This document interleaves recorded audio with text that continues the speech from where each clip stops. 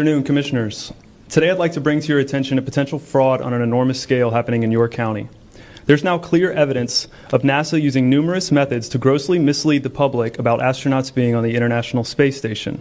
During interior ISS scenes from NASA's own live feed, the use of wires, harnesses, green screens, and virtual reality have been detected to achieve the appearance of a weightless environment. Examples of this include astronauts fading in and out of the screen, green screen glitches, grabbing objects that aren't really there, pulling on invisible wires, getting tangled in their harnesses, and even astronauts appearing out of thin air. This begs the obvious question. If they're really up there, why are they using Hollywood techniques to fake the footage?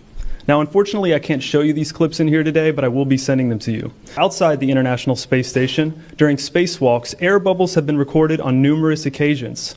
How is it possible for air bubbles to be present in the vacuum of space? I once questioned astronaut Scott Kelly about this phenomenon. His body language and answers only created more questions. In 2013, astronaut Luca Parmitano nearly drowned during a spacewalk when his helmet filled with water. This happened again just last year. Air bubbles, helmets filling with water, and drowning. Are they in space or are they underwater? Now, what's really interesting is that they trained for spacewalks in an underwater pool with a complete ISS replica. Now, surely they aren't filming these spacewalks in an underwater pool and then editing them to appear if they're in space, because that sure would be something, wouldn't it? I'm calling on the Brevard County Commissioners to open a full investigation into NASA's fraudulent practices and use of taxpayer dollars.